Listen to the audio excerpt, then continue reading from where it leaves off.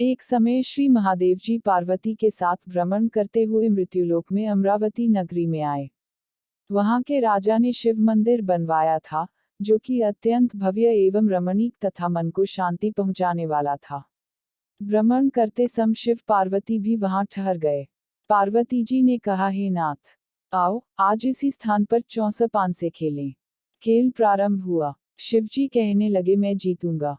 इस प्रकार उनकी आपस में वार्तालाप होने लगी। उस समय पुजारी जी पूजा करने आए। पार्वती जी ने पूछा, पुजारी जी बताइए जीत किसकी होगी। पुजारी बोला, इस खेल में महादेव जी के समान कोई दूसरा पारंगत नहीं हो सकता, इसलिए महादेव जी ही यह बाजी जीतेंगे। परंतु हुआ उल्टा, जीत पार्वती जी की हुई। अतः पार्वती जी ने पुजारी को कोढ़ी होने का श्राप दे दिया कि तूने मिथ्या भाषण किया है। अब तो पुजारी कोढ़ी हो गया। शिव पार्वती जी दोनों वापस चले गए। कुछ समय पश्चात अप्सराएं पूजा करने आईं। अप्सराओं ने पुजारी के उसके कोढ़ी होने का कारण पूछा। पुजारी ने सब बातें बता दी। अप्सराएं कहने लगी, पुजारी जी आप 16 सोमवार का व्रत करें तो शिवजी प्रसन्न होकर आपका संकट दूर करेंगे। पुजारी जी ने अप्सराओं से व्रत की विधि पूछी। अप्सराओं ने व्रत करने और व्रत के उद्यापन करने की संपूर्ण विधि बता दी। पुजारी ने विधिपूर्वक श्रद्धाभाव से व्रत प्रारंभ किया और अंत में व्रत का उद्यापन भी किया। व्रत के प्रभाव से पुजारी जी रोगमुक्त हो गए। कुछ दिनों बाद शंकर पार्वती जी पुनः उस मंदिर में आए तो पुजारी जी को रोगमुक्त देखकर पार्वती जी ने पूछा, मेरे दिए हुए श्राप से मुक्ति पाने का तुमने कौन सा उपाय किया। पुजारी जी ने कहा, हे माता, अप्सराओं द्वारा बताए गए 16 सोमवार के व्रत करने से मेरा यह कष्ट दूर हुआ है। पार्वती जी ने भी 16 सोमवार का व्रत किया, जिससे उनसे रूठे हुए कार्तिकेय जी भी अपनी माता से प्रसन्न होकर आज्ञाकारी हुए।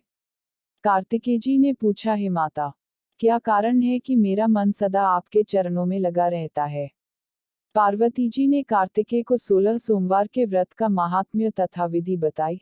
तब कार्तिकेय जी ने भी इस व्रत को किया तो उनका बिछड़ा हुआ मित्र मिल गया। अब मित्र ने भी इस व्रत को अपने विवाह होने की इच्छा से किया। व्रत खत्म होते ही वह अपने दोस्त कार्तिकेय से विदा लेकर यात्रा पर निकल गया।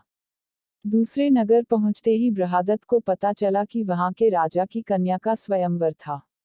राजा ने प्रण किया था कि हथिनी जिस व्यक्ति के गले में वरमाला डाल देगी, उसी के साथ राजकुमारी का विवाह करूंगा। यह ब्राह्मण मित्र भी स्वयंवर देखने की इच्छा से वहां एक ओर जाकर बैठ गया। हथिनी ने इसी ब्राह्मण मित्र को माला पहनाई तो राजा ने बड़ी धूमधाम से अपनी राजकुमारी का विवाह उसके साथ कर दिया। तत्पश्चात दोनों सुखपूर्वक रहने लगे। एक दिन राजकन्या ने पूछा, हे नाथ, आपने कौन सा पुण्य किया जिससे हथिनी ने आपके गले में वरमाला पहनाई। ब्राह्मण पति ने कहा, मैंने कार्तिकेय जी द्वारा बताए अनुसार 16 सोमवार का व्रत पूर्ण विधि विधान सहित श्रद्धा भक्ति से किया, जिसके फल के कारण मुझे तुम्हारे जैसी सौभाग्यशाली पत्नी मिली। अब तो राजकन्या ने भी सत्यपुत्र प्राप्ति के लिए व्रत किया और सर्वगुण संपन्न पुत्र प्राप्त किया। बड़े होकर पुत्र ने भी राज्य प्राप्ति की कामना से 16 सोमवार का व्रत किया। राजा के देवलोक होने पर इसी ब्राह्मण कुमार को राजगद्दी मिली, फिर भी वह इस व्रत को करता रहा। एक दिन उसने अपनी पत्नी से पूजा सामग्री शिवालय ले चलने को कहा, परंतु उसने पूजा सामग्री अपनी दासियों द्वारा भिजवा दी। जब राजा ने पूजन समाप्त किया, तो आकाशवाणी हुई कि हे राजा, तुम इस पत्नी को त्याग दो, नहीं तो राजपाट से हाथ धोना पड़ेगा। प्रभु की आज्ञा मानकर उसने अपनी पत्नी को महल से निकाल दिया। तब वह अपने भाग्य को कोसती हुई एक बुढ़िया के पास गई और अपना दुखड़ा सुनाया तथा बुढ़िया को बताया, मैं पूजन सामग्री राजा के कहे अनुसार शिवालय में नहीं ले गई और राजा ने मुझे निकाल दिया। बुढ़िया ने कहा, तुझे मेरा काम करना पड़ेगा। उसने स्वीकार कर लिया। तब बुढ़िया ने सूत की गठरी उसके सिर पर रखी और बाजार भेज दिया। रास्ते में आंधी आई तो सिर पर रखी गठरी उड़ गई। बुढ़िया ने डांटकर उसे भगा दिया। अब रानी बुढ़िया के यहाँ से चलते चलते एक आश्रम में पहुंची। गुसाई जी उसे देखते ही समझ गए कि यह उच्च घराने की अबला विपत्ति की मारी है। वे उसे धैर्य बंधाते हुए बोले, बेटी तू मेरे आश्रम में रह, किसी प्रकार की चिंता मत कर। रानी आश्रम में रहने लगी, परंतु जिस वस्तु को वह हाथ लगाती, वह वस्तु खराब हो जाती। यह देखकर गुसाई जी ने पूछा, बेटी, किस देव के अपराध से ऐसा होता है? रानी ने बताया कि मैंने अपने पति की आज्ञा का उल्लंघन किया और शिवालय में पूजन के लिए नहीं गई। इससे मुझे घोर कष्ट उठाने पड़ रहे हैं। गुसाई जी ने शिवजी से उसके कुशलक्षेम के लिए प्रार्थना की और कहा, बेटी, तुम 16 सोमवार का व्रत विधि के अनुसार करो। तब रानी ने विधिपूर्वक व्रत पूर्ण किया।